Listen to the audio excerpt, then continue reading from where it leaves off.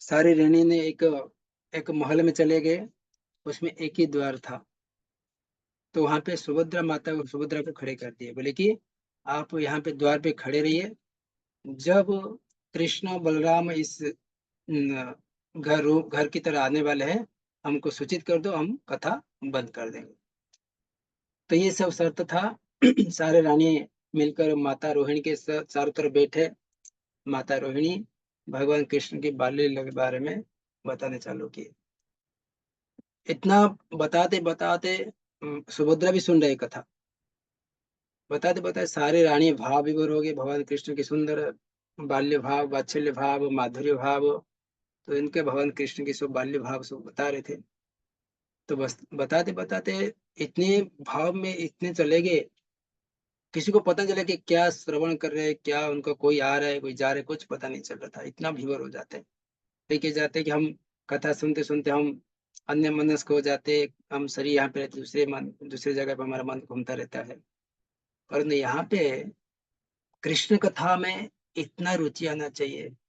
कृष्ण कथा, भगवान कृष्ण के बारे में श्रवण करना, भगवान का नाम जप करना, इतना रुचि आना चाहिए हमको, ताकि हम भगवान से पास निकटस्थ हम जा सकते हैं। तो ये है, जैसे उनका श्रवण करे थे उस समय भगवान कृष्ण और बलराम वहां पे आए। सुभद्रा माता को भी पता नहीं था कि कौन आ रहे हैं। वो भी इतना भाव विभोर होकर दोनों हाथ ऐसा खड़े करके द्वार के पास में खड़े हो गए थे। भगवान कृष्ण आए, बलराम आए, सुभद्रा दोनों हाथ ऐसा करे खड़े, उनके हाथों से नीचे से दोनों कृष्ण बलराम अपने सर निकाल के ऐसा देख रहे क्या हो रहा है अंदर। और वो देखते ही श्रवण जैसे कि कृष्ण की बाल्य लीला के बारे में खुद भगवान कृष्ण वो अपने भाव में विभोर हो गए कि राधा रानी गोपियां सब सुनकर तो अपने ऐसे बड़े बड़े आंख करके चाहने देखने लगे आश्चर्य होकर। उनके सारे हाथ और पैर अंदर सिकुड़ गया, ऐसा पूरा एस्टोनिश से आश्चर्य होकर सब सुनने लगे। सबके बड़े बड़े आंख हो जाते हैं। जब कोई हम आश्चर्य चीज सुनते हैं, कोई भयावह से चीज सुनते तो हमारा देखते ही सुनते तो आंख बड़े बड़े हो जाता है, ऐसा आश्चर्य का आंख खुला खुला रह जाता है। ऐसा भगवान कृष्ण का, बलराम का, सुभद्रा तीनों का आंख इतना बड़े बड़े होकर देख रहे थे, उस भाव और सुन रहे थे। और सुन रहे थे उस समय नारद मुनि वहां पे आए थे, आकाश में जा रहे थे। तो जैसे देखे कि कृष्ण बलराम सुभद्रा के स्वरूप, इतना बड़े बड़े आंख, हाथ नहीं पैर नहीं, अपने आप अंदर चला गया हाथ, ऐसा कछुआ के जैसे कछुआ जैसे हाथ सुंकुड़ देता है ना अपने अंदर हाथ पैर, ऐसा भगवान कृष्ण ऐसा भाव ऐसे अष्ट सात्विक विकार से होकर दोनों हाथ पैर ऐसा आधा आधा ऐसा ऐसा हो गया, अंदर ऐसा सिकुड़ गया। तो उस समय नारद मुनि जैसे आए नारायण नारायण करके, तो भगवान कृष्ण का बाह्य रूप आ गया, जो विभोर भाव के रूप में थे वो आ गए। तो वहां पे सारी रानी आ रही, कथा रुक दी कृष्ण बलराम आ गए, ऑलरेडी सुन चुके थे। तो वहां पे नारद मुनि बोले कि हे भगवान, इस जो रूप है साक्षात कलयुग के लिए सबका वरदान होगा। जो भगवान कोई कहते जगन्नाथ अधूरा है, उनका हाथ पैर नहीं है सब हाथ पैर भगवान के है। इन कलयुग के जो इतने सारे कली के प्रभाव के कारण सारे जीव पापिष्ट हो जाते हैं, उनको एक ही मात्र कलयुग के उद्धार करने के लिए कोई अस्त्र शस्त्र कोई जरूरत नहीं, सब असुर है। उनको कृपा देने के लिए कृपा दृष्टि कटाक्षम बोलते ना, जगन्नाथ स्वामी नयन पथगामी भवतु में। भगवान जगन्नाथ बड़े बड़े आकर के सबको कृपा देने के लिए आंखों के माध्यम से, जगन्नाथ स्वामी नयन पथगामी, नयन के माध्यम से, भगवान की आंखों से माध्यम से सबका पाप हरण करने के लिए भगवान इस रूप का, नारद मुनि कह रहे, इस रूप का आपका अनिवार्य है। जो बड़े बड़े आंख है, हाथ नहीं पैर नहीं है, तो इसी रूप को जगन्नाथ का होना चाहिए संसार में कलयुग के लिए आने वाले। ये द्वापर का घटना घटी थी। तो ये था भगवान जगन्नाथ का इसी रूप को अवतार होने का उनका भक्तों की इच्छा से, नारद मुनि की इच्छा से। और सारे कलयुग के जीव हम जैसे बधात्मा है, इतने पापी है, इस पाप से उद्धार होने के लिए भगवान की आंख केवल काफी है। भगवान के कुछ दर्शन नहीं होते, लेकिन भगवान का आंख दोनों दर्शन हो गया, बस हमारा जीवन सफल हो जाता है। और भगवान आंख बड़े क्यों किए? जब भगवान सामने केवल सारे जीव को महाप्रसाद वितरण करना है आनंद बाजार से, तो सारे भोग को ग्रहण करने के लिए आंखों के माध्यम से भगवान ग्रहण करते हैं, ठीक है नहीं? जगन्नाथ जी, तो ये था जगन्नाथ जी का इस रूप को भाव, कृष्ण के भाव विभोर रूप है जगन्नाथ। और बोलते कि रथ यात्रा क्यों होता है? रथ यात्रा की अलग उसका प्रोसेस है। जब गोपियां आए थे, नंद बाबा यशोदा मैया कुरुक्षेत्र में आए थे, सारे उनका चंद्र ग्रहण ग्रहण का जो था, उस समय कोई तीर्थ में रहना चाहिए, तो उस समय आए थे, तो सारे गोपियां माता राधा रानी सो मिलकर भगवान कृष्ण को यहाँ से वापस लेने के लिए आए थे। बोल चलो यहाँ पे, जैसे उन्होंने देखे कि आप गोप वेश में नहीं है, गोप वेश में नहीं है, तो आप एक राजा के वेश में, तो वहां पे गोपियां मिले नहीं उनको। बोले आपका ये वेश हमको सुंदर नहीं दिखता है, आप उधर आ जाइए, गोपू वेश में रहिए तो बहुत सुंदर दिखते। तो वहां पे सारी गोपियां अपने मन में एक रथ बनाए, मन के अंदर, और रथ में कृष्ण बलराम और सुभद्रा को बिठाकर रथ खींचकर द्वारिका से वृंदावन तक लेके जा रहे अपने मन के अंदर। ऐसा स्वाभाविक रूप ने मन के अंदर रथ को खींच के लेके जा रहे। तो ये रथ यात्रा इसके लिए उसी दिन से चालू हुआ। जो कलयुग के भक्त आता है, तो वहां पे गोपी के स्वभाव से, जिसे गोपी सारे खींचकर श्री मंदिर से, गुंडीचा होता है वृंदावन, द्वारिका होता है, श्री मंदिर होता है द्वारिका, तो वहां से भक्त लोग उसी पद अनुसरण करके रथ खींचकर गुंडीचा तक लेके जाते हैं, ठीक है ना? ये है रथ यात्रा का मेन फेस्टिवल है, उत्सव है। तो इसमें और एक कारण है भगवान रथ में क्यों बैठते हैं, कि कई सारे लोग श्री मंदिर के अंदर प्रवेश निषेध है, तो उनको कैसे वो लोग उद्धार होंगे? जो अछूत रहते हैं, वो जाने को अनुमति नहीं मिलता है मंदिर के अंदर, तो लोग कैसे उद्धार होंगे? तो भगवान अपने एक लीला रचाते, ताकि मैं सारे भक्तों को उद्धार करने के लिए, सारे भक्तों को रक्षा करने के लिए मैं रथ के ऊपर बैठ कर जाता हूँ। क्योंकि जब कोई व्यक्ति को बीमार हो जाते हैं, डॉक्टर के पास जाते हैं, अगर गांव सारा अगर मलेरिया, हैजा या जुलाब पकड़ लेगा सबको, कौन कितना जाएगा डॉक्टर के पास? डॉक्टर खुद आकर घर घर में जाकर चिकित्सा करता है। ये है जगन्नाथ के बड़े डॉक्टर है। बोलते कि तथैव चान्य नरलोक वीरा यभावे कृष्णम खारविंद नेत्र भी पिबंति नयना विरा। तो संसार में लोग अपने नेत्र की माध्यम से, अपने आंखों के मध्य सबको कृपा बरसाने के लिए भगवान जगन्नाथ बाहर आते हैं। तो रथ यात्रा अलग अलग कारण से भगवान कृष्ण जगन्नाथ का रूप लेकर सारे विश्व में सब लोगों को उद्धार करने के लिए आते हैं। तो जगन्नाथ इस संसार में जब सत्ययुग में चल रहा था, सत्ययुग में चल रहा था, उस समय राजा इंद्रदम्न महाराज इस अपने मध्य प्रदेश की राज्य प्रांत में शासन कर रहे थे। सत्ययुग की बात है। तो उस समय इंद्रदम्न महाराज ने, बहुत बड़ा कृष्ण भक्त थे, भगवान कृष्ण को दर्शन करने के लिए बहुत इच्छा प्रकाश किए थे। उन्होंने भगवान की खोज के लिए, उनको ब्रह्मा जी के कहने से बोले कि इस धराधाम में भगवान स्वयं नील माधव के रूप में विराजमान रहते हैं अलग संसार में, तो आप उनको दर्शन कर सकते हैं। तो ब्रह्मा जी से कहने से इंद्रदम्न महाराज को ढूंढने के लिए अलग अलग राज्य मंडलों को भेज रहे थे। बहुत एक सुंदर राजा थे इंद्रदम्न महाराज, तो उन्होंने अलग ब्राह्मणों को भेजे थे भगवान कृष्ण की खोज करने के लिए। तो उस समय विद्यापति नामक ब्राह्मण उत्कल देश में प्रवेश किए। उस समय उत्कल देश से आधा राज्य था सवर जात का, कैस्ट का लोग रहते थे। जंगल की महानदी तटस्थ स्कंद पुराण में ये सब वर्णन आता है। स्कंद पुराण में उत्कल खंड में वर्णन आता है कि किस प्रकार वास्तविक जो श्लोका के माध्यम में ये सब उत्कल देश के खंड में आता है स्कंद पुराण में। तो वहां पे विद्यापति गुजर रहे थे नदी के किनारे किनारे, उसमें विश्ववसु का नाम आता है और ललिता का नाम नहीं आता उसमें स्कंद पुराण में, अलग पुराण में रहता है, स्कंद पुराण में उनके नाम नहीं आता है।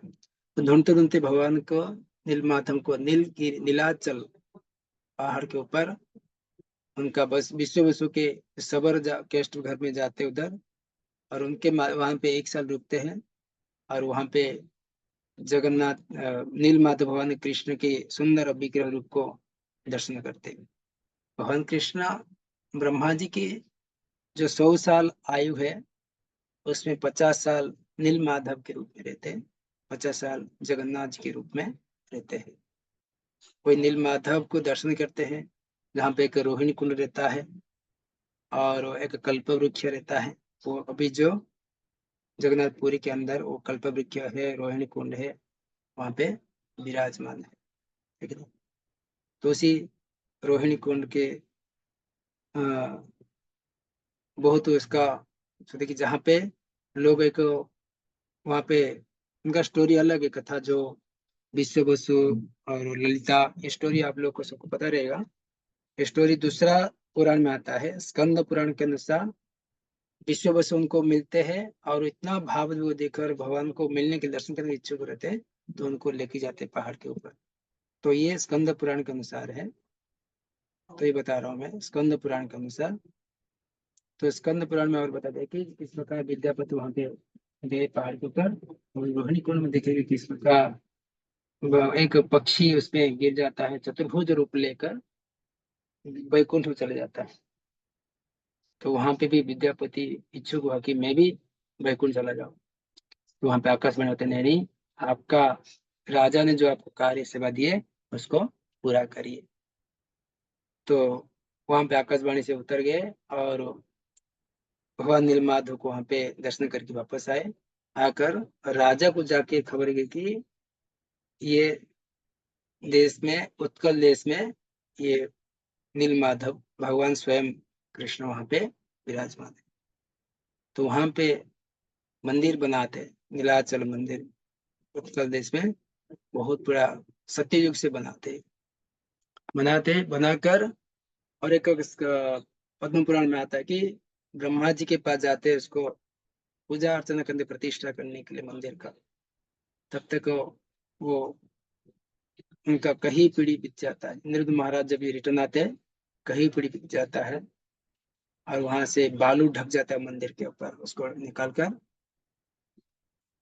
निकाल कर उसको वापस उसके नील माधव को प्रार्थना करते हैं।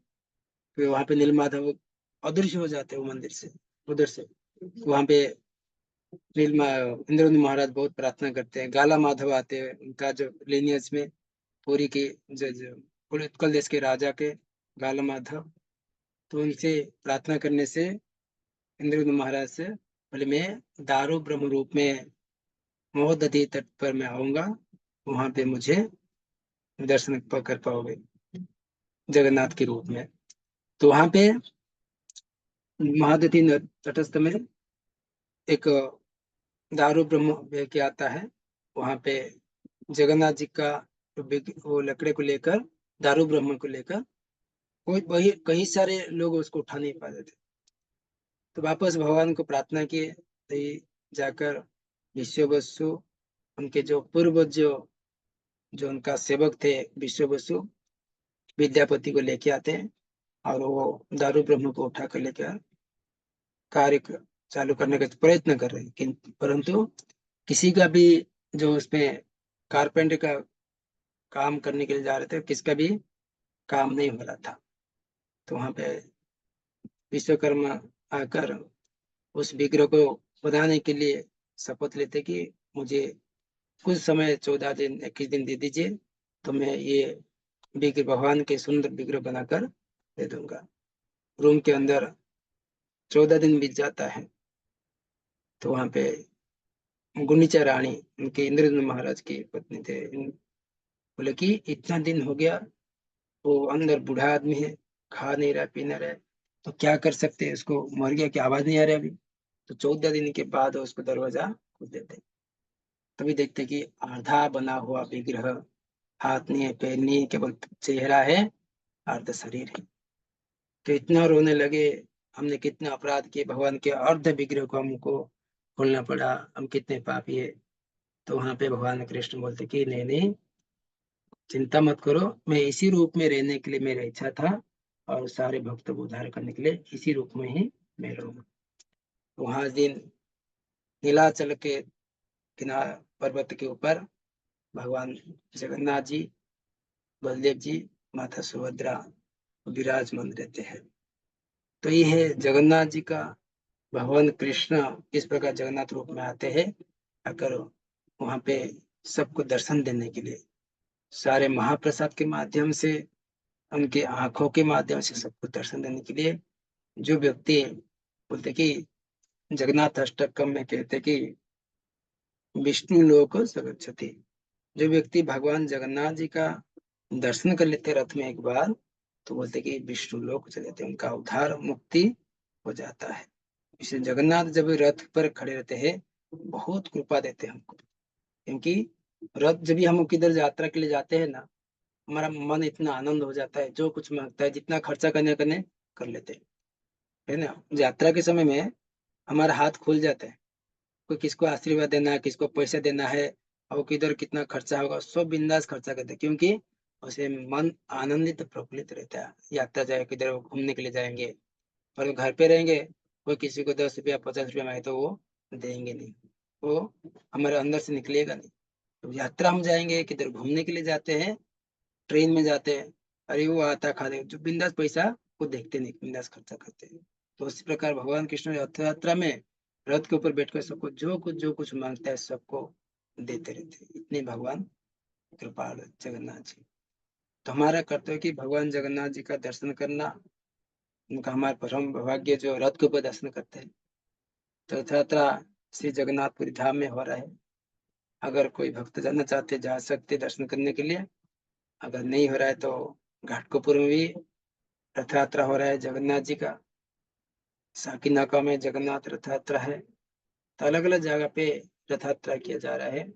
आपको जैसे होगा उससे आकर रथ के ऊपर भगवान जगन्नाथ को, रथ को, जगन्नाथ को दर्शन करना है, ताकि हमारा मन वांछा जितना इच्छा है भौतिक कलम से दूर करना है, ताकि इस कली कलमश युग इसमें हम जितने कलह के युग में, इतना पाप के युग में जी रहे, उससे उद्धार होने के लिए जगन्नाथ जी का दर्शन करना, भगवान के नाम को जप करते करते, ताकि हमारा अंत समय में भगवान जगन्नाथ ही हमको हमको विष्णु भगवान के धाम में लेके जाएंगे। जगन्नाथ इसके लिए बहुत ही संसार में आकर सबको उद्धार करने, जो भक्ति भाव से प्रेम से भगवान का नाम को पुकार के, भगवान का नाम को जप करते हैं, भगवान का दर्शन करते हैं। इसमें अलग अलग चैतन्य चरितामृत, भगवान चैतन्य महाप्रभु किस प्रकार पुरी में 18 साल रुके थे। जगन्नाथ जी स्वयं भगवान कृष्ण है, वो जगन्नाथ के रूप में रहते हैं, और चैतन्य महाप्रभु पे 18 साल पुरी में रुके थे। किस प्रकार चैतन्य महाप्रभु जगन्नाथ जी का लीला हुआ था, किस प्रकार रथ यात्रा में कैसे भाग लिए चैतन्य महाप्रभु, जगन्नाथ जी कैसे रथ को रोक देते थे भगवान चैतन्य प्रभु का नृत्य देखते हुए। चैतन्य महाप्रभु राधा रानी के भाव में नृत्य करते थे, जगन्नाथ जी वो देखते थे, जैसे उनका नृत्य बंद हो जाता था रथ रुक जाता था। तो अगले बुधवार को हम चैतन्य चरितामृत में जगन्नाथ रथ यात्रा के बारे में, गुंडीचा मार्जन के बारे में हम डिस्कशन करेंगे। अगर उधर घाट कपूर ईस्ट में हम उधर आएंगे तो वहां दिन चैतन्य चरितामृत में चैतन्य महाप्रभु रथ यात्रा में किस प्रकार भाग लेकर फेस्टिवल उत्सव बनाए थे। तो अगले बुधवार को हम वहां पे घाट कपूर ईस्ट में प्रोग्राम करेंगे। हरे कृष्णा कृष्ण कृष्ण हरे हरे, हरे राम राम राम हरे। कोई किसका प्रश्न है पूछ सकते हैं। हरे कृष्ण। सबको आवाज आ रहा था कि नहीं? हाँ प्रभु जी, हरे कृष्ण, आवाज आवाज आ रहा था। हाँ, तो सभी को, हमारे भक्त लोग को सबको धन्यवाद।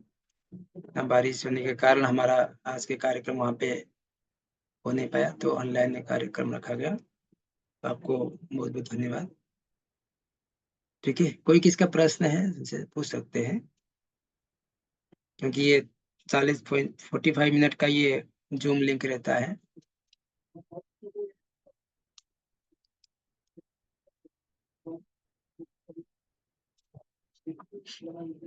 हरे कृष्णा। सबका वीडियो ऑन कर सकते, सब देख सकते एक दूसरे को, कौन कौन आए।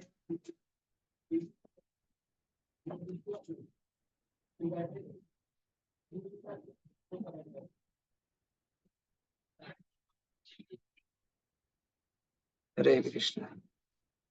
कोई और नहीं करना चाहते, ठीक है।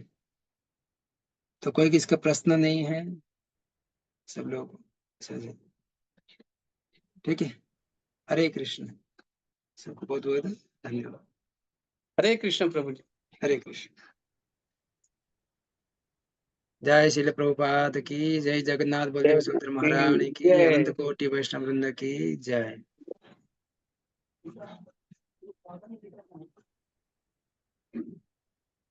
हरे कृष्ण।